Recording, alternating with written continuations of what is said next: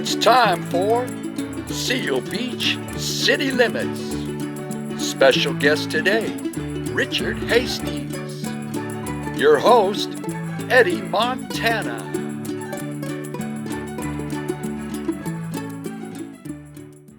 And our guest tonight is Richard Hastings. Hello, Richard, and welcome. Thank you, Eddie. Good to be here. Richard, I was reading over your bio, and I was amazed at some of the things you've done in your life. Thank you. You have become a stellar performer. And I'd like to mention a few things about you. Is that okay? It turns out that your musical journey started when you were 7 years old. How did that happen? I'm down at the beach. I'm from California. Family used to go down to the beach every summer. And on the beach this one summer when I'm 7, I'm running around having a great time in the duplex. We were in a duplex, and the two girls in the other duplex were these college girls in bikinis, and they somehow took a liking to Little Dicky, and I'm running around, and they handed a ukulele to me, right? Ah, okay. And they taught me how to play, what was the song? 26 Miles Across the Sea, Santa Catalina, whatever, you know. The Island of Romance. Yes. And Such a true thing. So I guess they thought that was charming, and by the end of the day, I was performing for my whole family, 26 miles across the sea, you know. And I don't know, maybe it awakened something in me. I mean, I was only 7, but these two beautiful women in bikinis, I don't know, there's some kind of connection there, but I've been playing music ever since. I begged my mom to get me a guitar when we went home. And so, do you still play the ukulele? Not really, but... well, you know what? Do you think you could actually play that song for us? My God. Just one try. Okay. Okay. Now you're putting me on the spot here. He was 7 years old. Here he is on the ukulele. Richard Hastings is going to play 26 Miles Across the Sea, Santa Catalina. All right, let me think if I can do this. Let's see. Now, they did teach it to me when I was 7, so it's got to be 10 or 15 years now. So, I mean, I got to think if I can really remember this. Let me think. Oh, yeah. There it is.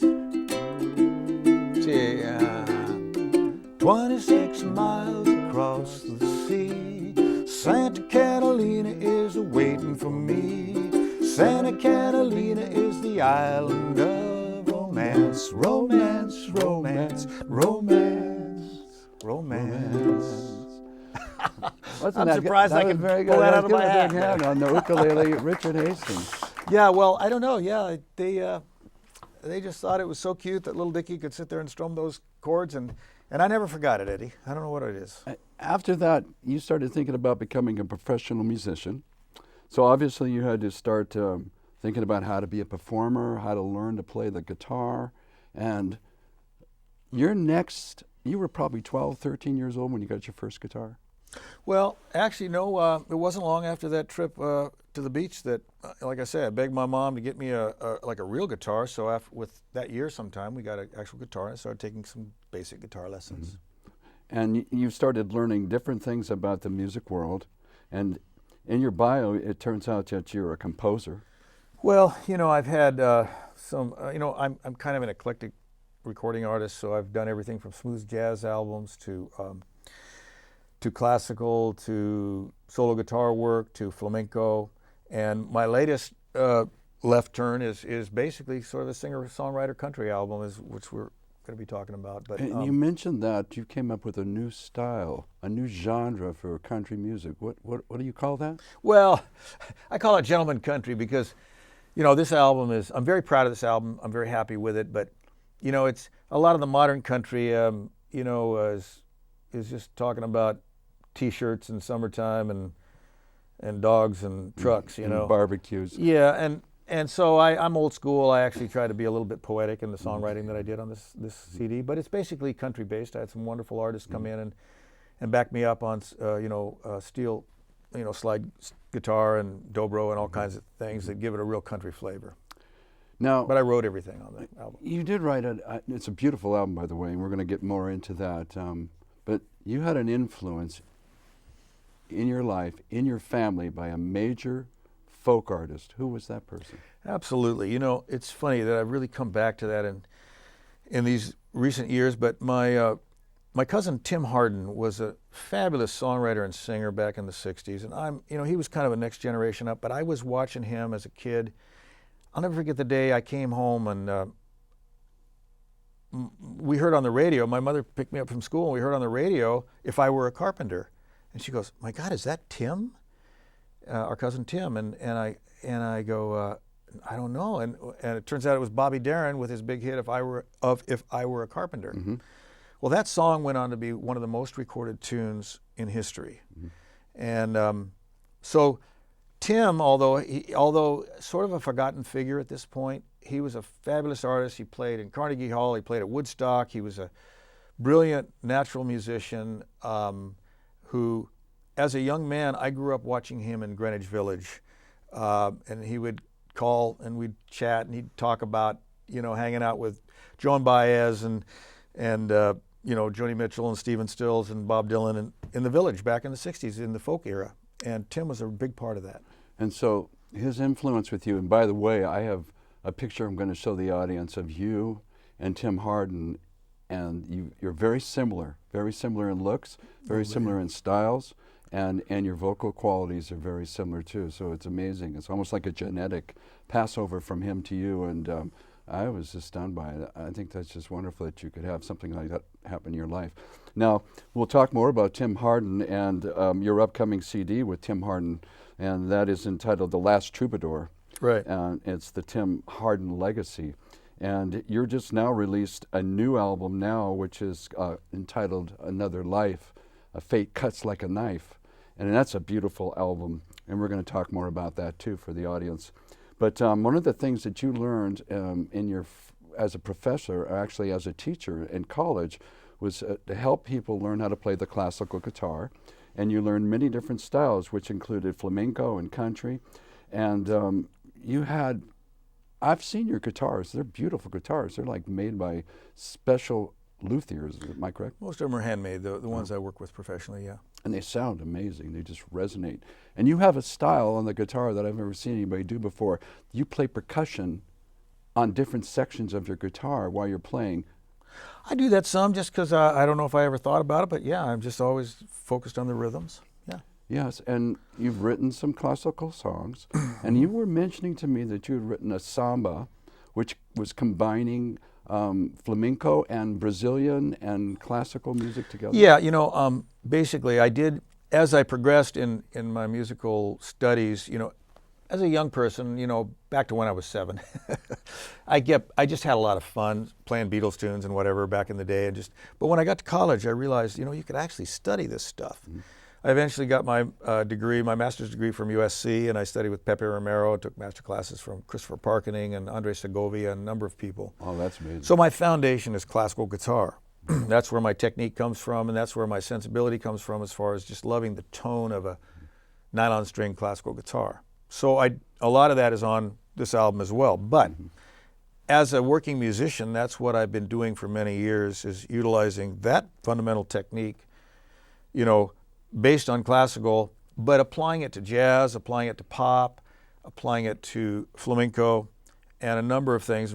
And I've released several albums with that. And I'd be glad to play a couple pieces for you. I could play a classical piece and then maybe something that shows sort of a combination. The one that we were talking about is Samba Rumba, which is a great combination because part of the song is a samba, part of it is a rumba, a Spanish rumba. And it's based on certain jazz progressions, so I'm improvising as a jazz player as well on it. So I'll be glad to play that for you. That would be great. All right, we're going to have Richard Hastings up to the stage, and he's going to perform that song for you. Great. Let's do it.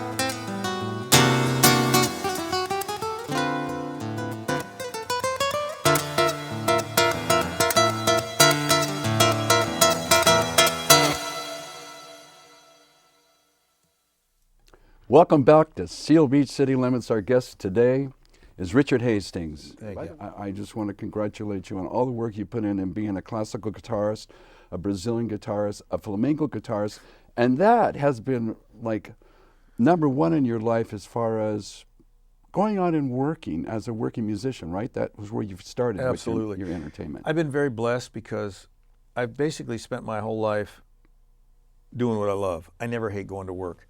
And I don't know how I did it, but somehow, all these years you've been working professionally here in Southern California. And I've found some really nice environments, everything from studio work to, five-star resorts to corporate events to all kinds of things that support my habit. And I've been able to make a good living, raise a couple kids in the suburbs and so enjoy what I do. And as a singer-songwriter, obviously people are going to ask you to play cover tunes. Absolutely. And so you probably had to broaden your horizon from just an instrumental player. Oh, absolutely. And to learn things from the 60s, 70s, 80s, and 90s. I call myself a working musician, which is sort of an oxymoron, I realize. In any given week, I can be out one night playing, classical guitar, another night playing with a jazz quartet, another night singing Jack Johnson and John Mayer tunes. And to me, that's been two things. It's been my journey. In other words, I love exploring all these different styles of music, and it's also been a way of making a living because you're right. If you're doing a pop gig, you better know certain songs and you better be able to handle it, And so through the years, I've done everything from pop, jazz, classical, folk, country, everything but heavy rock and roll. I didn't want to go deaf, so I kind of gave that up years ago. But I'm basically an acoustic player, and that's my love. Yeah. And that shows in your performances. And back to Tim Hardin. Yeah. Let's talk a little bit more about Tim. So I know that even Tim Hardin was in Seal Beach at one time playing in the coffee shops. He played probably at the Golden Bear in Huntington Beach also, and he also played at the Troubadour. Yeah, and you absolutely. mentioned he was at Woodstock, and he was supposed to be the opening act. Yeah, the word is that Tim was supposed to open Woodstock. He was supposed to be the first performer. And, Tim was notorious and never apologized for this, but he had a very serious heroin addiction most of his life. He was kind of a product of the 60s. But, and I think there was some of that going on that day. And I think when Michael Lang, the producer of Woodstock, asked him to go out and be the first performer in front of 500,000 people, I'd have a little stage fright too. So he wasn't in any condition to go out. Sure. So they grabbed Richie Havens. And ironically, that's when he did that iconic performance that's so famous with "Here Comes the Sun" and what was the other one? Freedom, he did. Yeah, Freedom, Yeah. And I guess they were just telling him, Keep going. Richie, just keep going. We got to set up the next band. So it's Tim was actually supposed to open Woodstock, and he lived at the time. He lived right out there in Woodstock. He was living in Woodstock, but he ended up playing a set in the evening that evening. So you saw him play at the Troubadour. Yeah. I think he went there. I'll never forget How this, old were man. you at that age? I must have been 12 or something. Okay. And I'm this little preppy kid, I'm coming from the suburbs, and my mom brings me down there, and Tim's playing in town, and we were all stoked because, our famous cousins come into town and playing at the Troubadour. And that was one of the most inspiring performances I've ever seen. I do not forget that performance to this day. I'm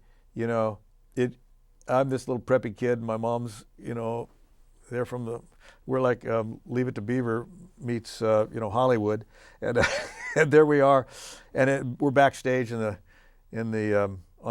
Tim's break, and there's some guy wandering around with a little vial of white powder and offering it to my mother, and Tim's going, "Get out of here." So this was a whole other era. That was not a sugar substitute. It was not saccharin, no.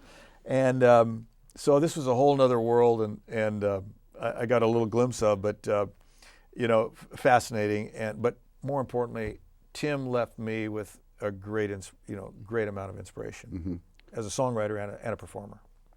And you've sung some of his songs, right? I have. And you've done a whole album dedicated to Yes. him. And that's going to be coming out shortly, right after we finish promoting this current album that I've done with my songwriting. I did about a dozen of Tim's tunes and recreated them in a different. I did my own arrangements and whatnot. And you've got some performers that are on your album that actually played with Tim Hardin. Absolutely. I was able to get John Sebastian to play some blues harp on it, and John, famous for Love and Spoonful and a number of... Yeah, he played with the Doors on the Roadhouse Blues. Absolutely. And a lot of people back in the day, and including Tim. He played on Tim's first album, which actually was released as his third album, called This Is Tim Hardin. And I spent a day with John back in Woodstock, where he lives, and he told me a lot of great Tim stories. But apparently they lived in the same apartment. One night in Greenwich Village, Tim knocks on his door at 11 o'clock at night, and John opens the door, and Tim goes, "You're playing on my album tomorrow, man." That's it. And John goes, "Well, okay." That's it. You I say guess okay, I'm in. you better believe it. So yeah, it was a fascinating story. But I got not only John Sebastian, but I got Mike Maneri, who's a vibraphone player who played on a famous tune of his called "Misty Roses," to also play on my production of Tim's tune. So it was kind of a nice mix to bring some of the old school players back into this project. I'm looking forward to hearing that album. I Very know proud of it. I'm so glad that you're doing this for Tim, because he just hasn't had a legacy that has been presented in this special way. Tim's been forgotten. He really has, and it's a sad thing, but and it's a long story. There's been a script written on his life. There's been a book written on his life that never got released, either one of them, unfortunately. But Tim had quite a story, and for a guy who had one of the most recorded tunes in history, the last time I saw him was in late 1970s, maybe 79, before he died in 1980. He was living. He was dirt broke, going out on the street to make enough money to have dinner at the local joint in Hollywood. I mean, he had a fascinating story, and it was great. That's nice. You think you could go up and sing some of his songs for us? Absolutely. I'll do a couple of the arrangements off the album for you. And could you do "If I Was a Carpenter"? If I Were a Carpenter. If I Were a Carpenter. Get proper grammar here, Eddie. That's right. And "Reason to Believe"? Reason to Believe. That was wasn't that like Rod Stewart? Didn't he cover that one? Rod Stewart covered that twice. In fact, I met Rod Stewart one night at one of my gigs. He was at my gig. Rod came to my gig. Anyway, I had a nice chat with him, and I played that tune, and he really wanted to know about Tim, and I told him a little bit about it, and he turned to me and he says, "You know what? That was 1972." He says that was the A side of Maggie May, but it became the B side because Maggie May became the hit. But I'll tell you, that put me on the map. He told me that personally. Reason to Believe. And he also recorded it again in the 90s in the unplugged version. Yeah. It's a great song. I actually play it myself, and I really like it. Richard, you think he come up to the stage and perform some songs from Tim Hardin for us? Love to do it. I'll do my arrangements of a couple of his tunes for you. Absolutely. Okay, let's welcome Richard Hastings to the stage, performing Tim Hardin songs.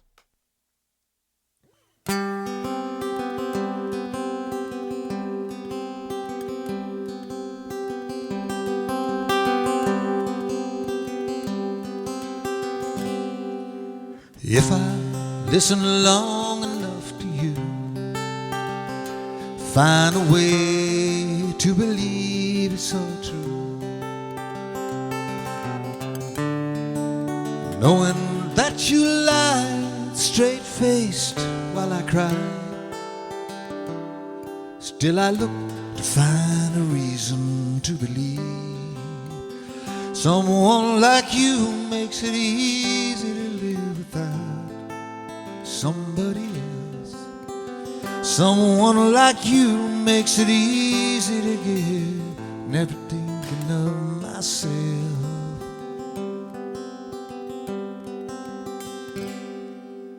If I gave you time to change my mind, find a way to leave the past behind,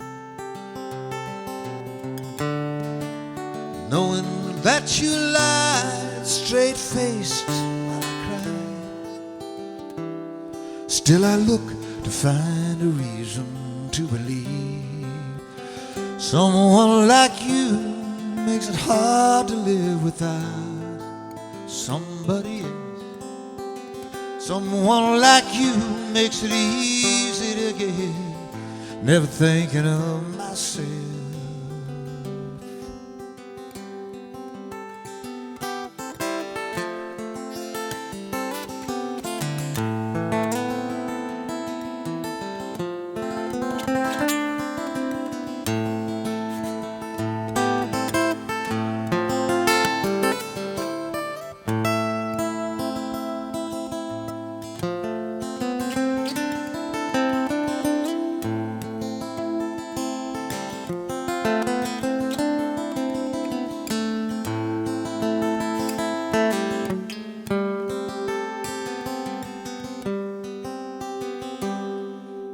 If I listen long enough to you, find a way to believe it's all true, knowing that you lied straight face while I cried, still I look to find a reason to believe. Yes, I look to find a reason to believe, and I look, find a reason. Yes, I look to find a reason to believe.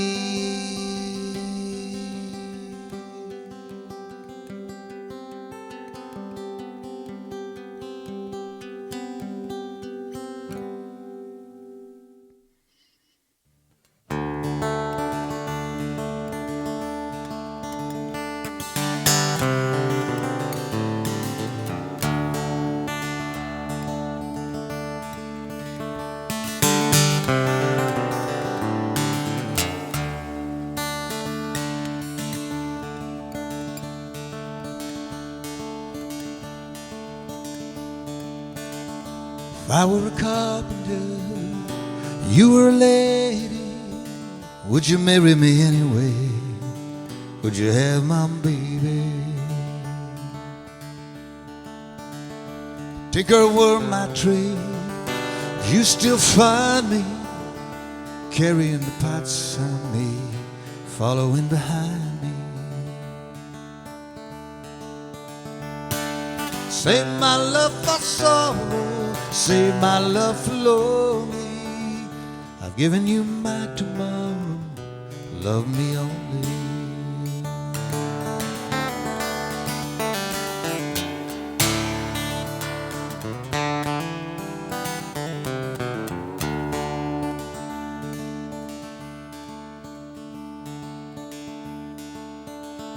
If I were a miller, had a mill wheel grinding, would you miss your colored blouse, soft shoes shine?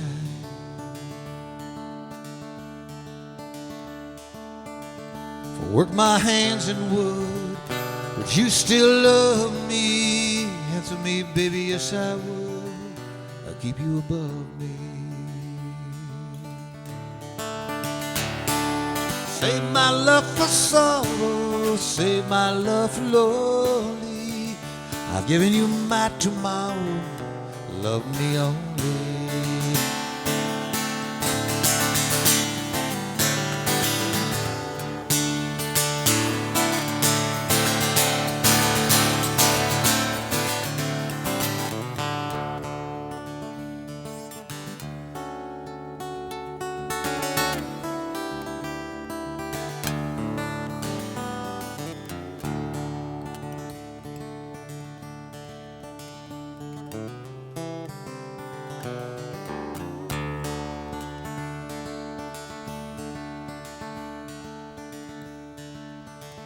If I were a carpenter, you were a lady, would you marry me anyway?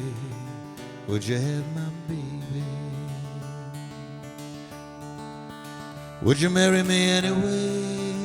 Would you have my baby? Marry me anyway? Would you have my baby? Would you marry me anyway? Would you have my baby?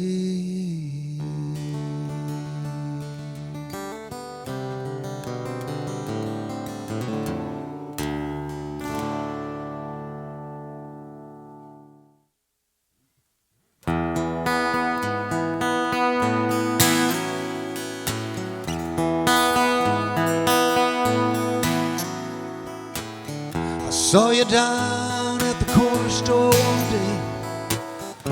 You and little Jimmy were playing all those games you play. Looks like our boy had grown an inch or two. He's looking like a young man. You were looking mighty fine too. I couldn't get myself to say hello, even though I know it's okay with you. Old habits don't die young, you know. Looking back, it ain't about that. 'Cause I was thinking about my sorrow, my regrets of yesterday, while I was worrying about tomorrow. Seems today slipped away.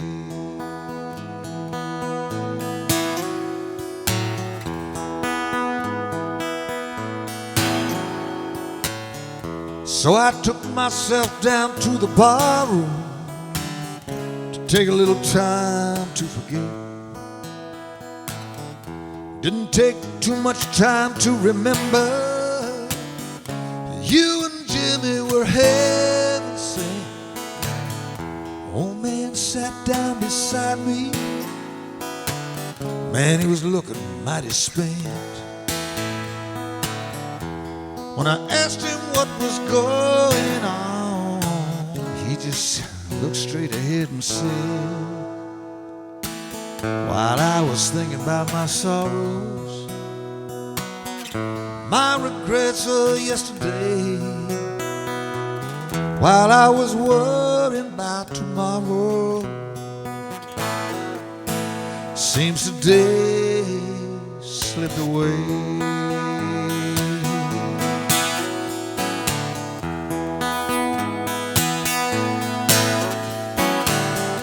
Summertime came and summertime went. Winter rolled in like an 18-wheeler. Another rolled by, yes, another one spent. I couldn't get myself to see her, 'cause she looks like she's moving on. She looked like she's standing strong. When I finally asked what's going on, she just smiled and said, while we were thinking about our sorrows, our regrets of yesterday, while we were worrying about tomorrow, you let today slip away.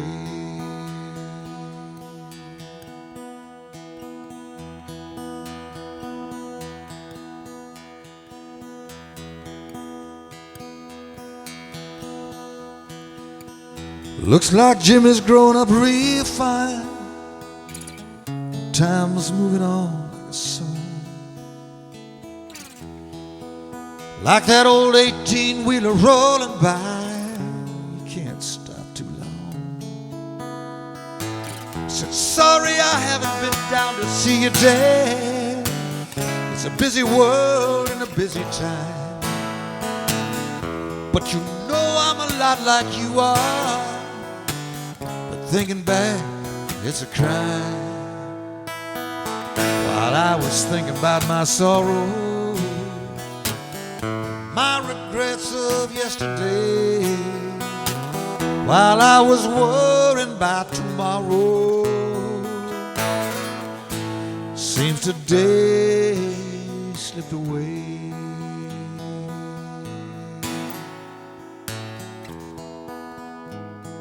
Seems today slipped away.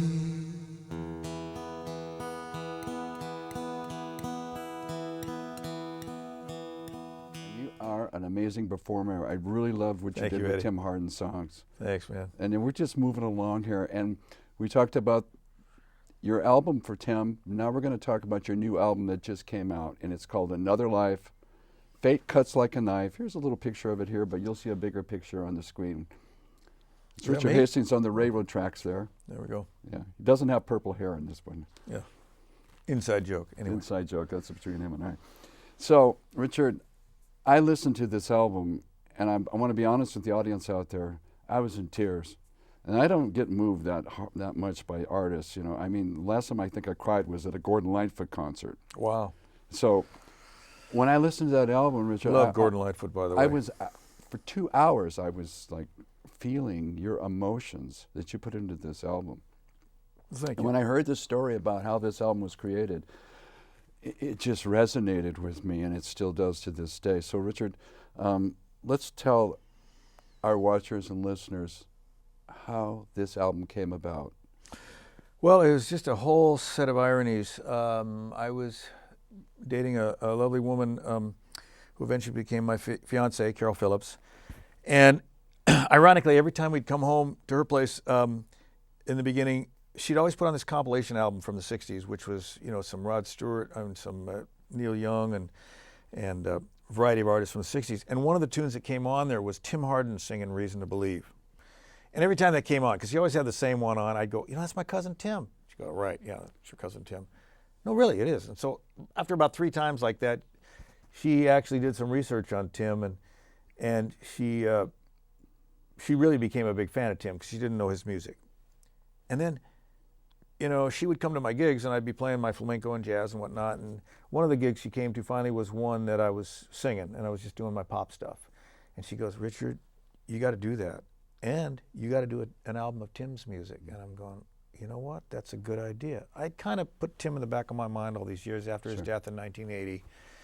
And, you know, so she inspired me to do that. And little did I know at the time that was going to be a turning point in my life. And that's why I called this album Another Life, which is the title cut on here. Now, Another Life, why is it that the title cut? Now, when I listened to that song, there was a different feeling about that song, and it describes how you can be in one place or another, and it changes your life because of that. Yeah, the slightest movement, you know, you like I say in the song, take a right, take a left, straight down the highway, right at the light or straight ahead, you know, the slightest move in one's life, and we can all relate to this, that, you know, the slightest chance meeting, the chance situation changed your entire life. And that became very real to me because during the time when we were both involved in, you know, she was very instrumental in pushing me to write songs, and where I was talking about song titles and ideas, and I try out my stuff for her and everything. You know, during that whole time, I didn't realize that a lot of these songs would become prophetic, and a lot of them eventually became cathartic because, frankly and sadly, during that period, Carol came down with cancer. Sorry to hear that. And eventually passed away in January of 17. And, you know, I was writing all these songs, and I'll give you an example, like Tell Her. We thought that was a beautiful title because it's very real. It's a very real sentiment. And I wanted to write from the heart in this entire project, just like Tim did. And, you know, on Tim's gravestone, by the way, it says he sang from the heart. And I didn't want to do anything artificial. I just wanted to do something real. You know, I'm kind of old school like that. So anyway, this is just an example. I wrote this song, Tell Her, and it was, you know, I was very happy with it. And then I went back to Nashville and was kind of throwing it across with some publishers and some writers back there. And they said, you know, maybe you should personalize that chorus a little bit because it was a little vague. And I did finally, and the chorus eventually became, you know, I speak from the heart because I let her slip away before I could tell her, basically, is the chorus. And I didn't even know at that point she was going to die. And so it was strangely prophetic, but I'm very, that song almost became sort of, well, cathartic and prophetic. And same with Tears Across the Sunset. I wrote while she was alive, and I knew she was dying at the time, and finished it after her death, and actually sang it at her funeral. So frankly, all these things were very, very heartfelt and very real. I applied my craft to it all. You know, I think that's very important. Mm-hmm. But I also wanted to express something that was straight from the heart. Okay, so you know what I'd like to do? We have a video that you produced, a music video. We're going to show that music video, and it's the title cut from the album. And while the people are watching that video, you're going to get ready to go up and perform these songs from your heart that you sang and wrote that describe how you felt during this time with Carol's being alive and passing. Yeah. Okay, and so let's welcome to the stage Richard Hastings, some of the songs off his new album, Another Life, Fate Cuts Like a Knife.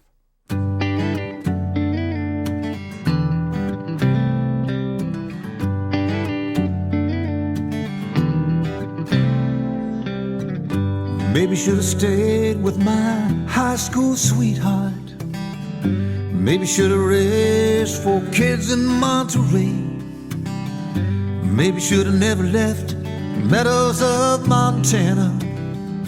Maybe I'd be singing sweet bluegrass today. Ooh, ooh, ooh, ooh.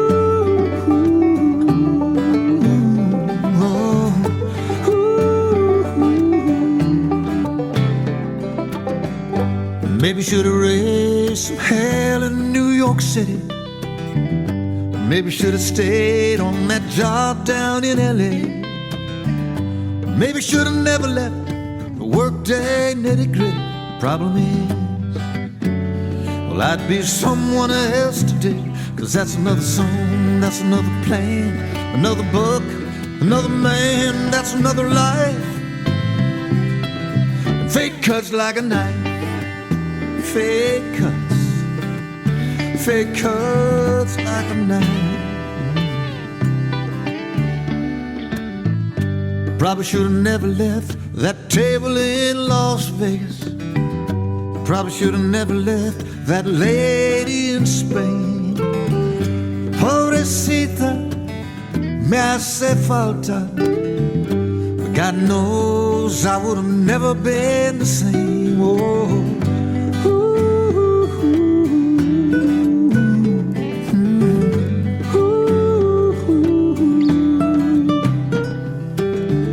It's anybody's guess, take a right or take a left. Head down the highway right at the light, straight ahead. It's anybody's guess if I could have changed tomorrow. Problem is, I'd be someone else instead. 'Cause that's another song, that's another plan, that's another book, another man, that's another life. Fate cuts like a knife.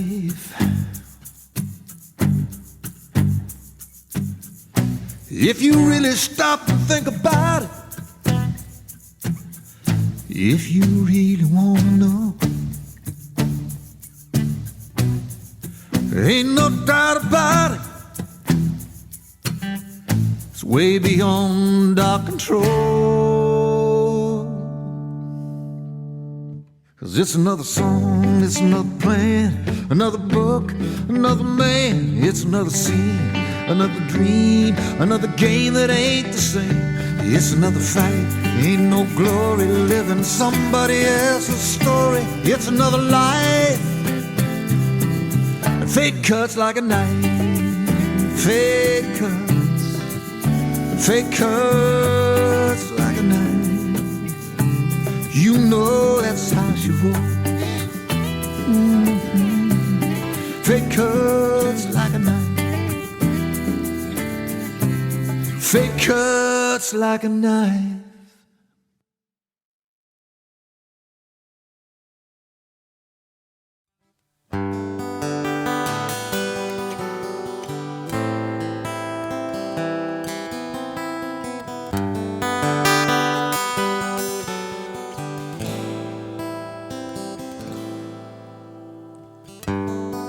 If you see waves when you kiss her,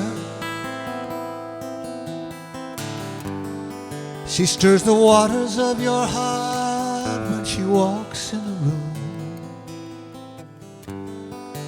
Makes you feel like a river flowing back to its source. Tell her,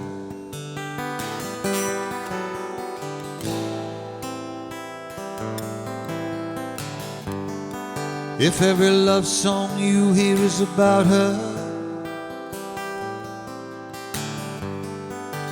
like an epic on a silver screen, no story ends without her, a love scene.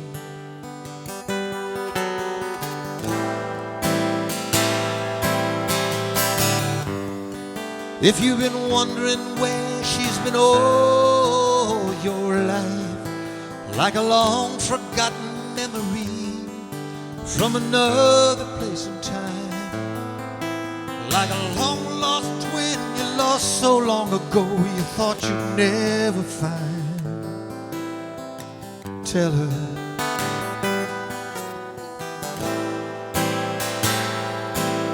you know I speak from the heart, because I let her slip away, only to find it's too late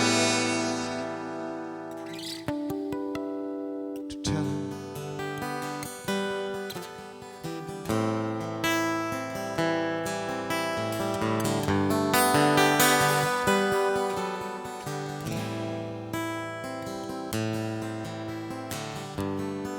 And when you feel like you're so far from home, like a lonely stranger in a tale of old, 'cause your story ends without her, remember,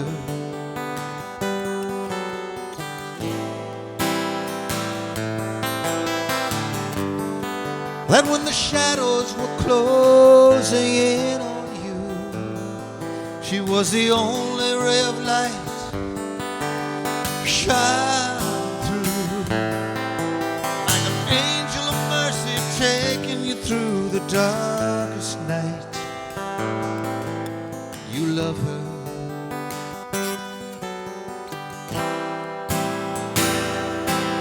you know I speak from the heart, because I let her slip away, only to find it's too late. Tell her,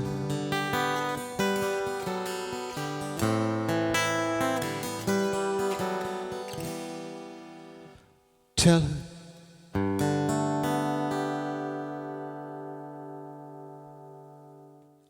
I got tears across the sunset, tears in my view,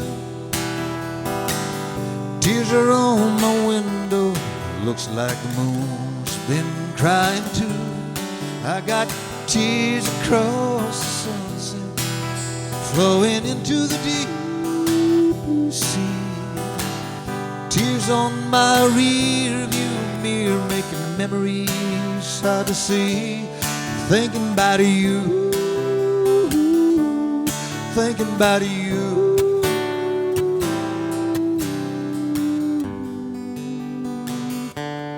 Thinking about you.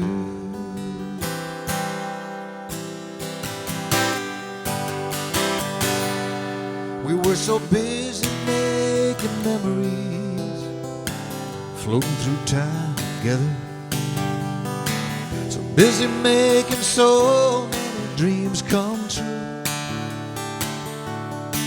We were so busy thinking all of this would go on forever. Things to see, things to do. Now I've got tears across the sunset, tears in my view,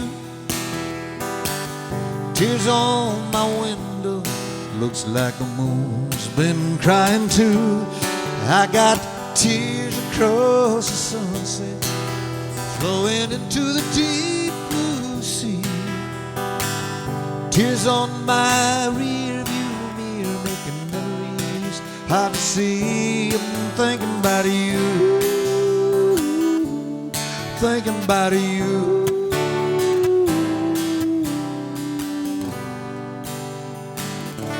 Just thinking about you.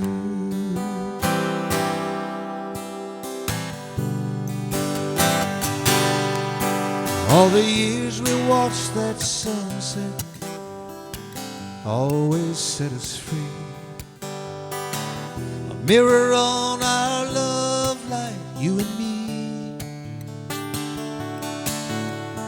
Forever and ever, amen. It was meant to be.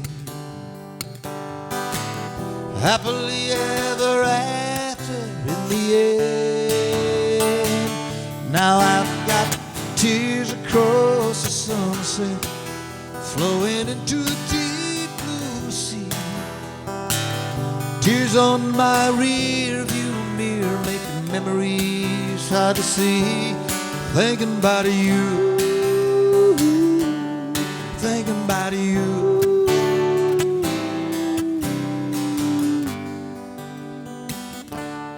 Thinking about you. You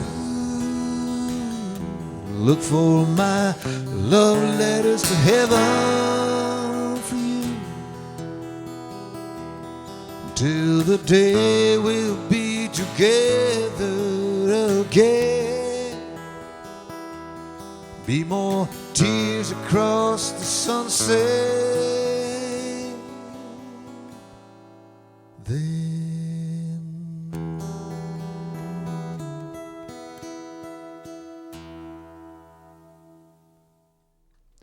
And welcome back to Seal Beach City Limits. Today, our guest is Richard Hastings, who has been talking about his life and other lives he's had. We've talked about his new album that's out now, Another Life, Fate Cuts Like a Knife, and his relationship to his cousin, Tim Hardin. And it's been a wonderful journey for you so far. Absolutely. You have Eddie. learned so much about the music trade as a performer, producer, studio musician, contractor, and just an energetic individual. Your energies are just off the chart, my friend. Well, I was just determined to play guitar, man. And I just want to play music, like Wayne Newton said in an old Bonanza episode. I just want to sing, Paul. yeah. So I never forgot that. But and you know what? By some quirk of fate, I took a left, I took a right. Somehow I'm still doing it, and I'm very grateful. I never hated going to work. I've been playing and performing for many, many years, and it's a blessing. Well, God bless you, Richard. But we'll be back with some great guests. I want to thank the crew. They've all done a great job here today, and our guests that have come. And we're going to wrap it all up here and thank the Cable Communication Foundation. And you all have a blessed day. Thank you so much. Thank you, Eddie.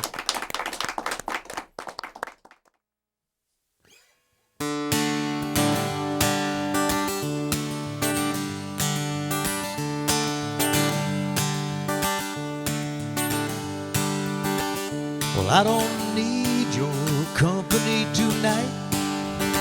Just letting you know, baby, everything's alright. And I won't miss you even if I try, 'cause I ain't lonely, baby. I got me, myself, and I. We got game on, we got beer. We ain't worried about where we go from here. Yeah, we got history that I can't deny. We ain't lonely, baby. We got me, myself, and I. We don't worry about tomorrow. We don't need deep conversation. Got no time for pain or sorrow. No time for obligation. Me and the boys, yeah, we got on rhythm. We're singing the blues, just don't wanna live them. We're singing songs that don't make us cry. 3-part harmony with me, myself, and I. We don't need no Chardonnay at sunset. We don't need no long walk on the beach. We don't need no dozen roses. Man, I reckon we're complete. But if you yourself or anybody else is feeling lonely, just drop on by the house. Oh, we don't need no company tonight. Three's a party, baby. You, yourself, and I. We'll have a real good time. You, yourself, me, myself, and I.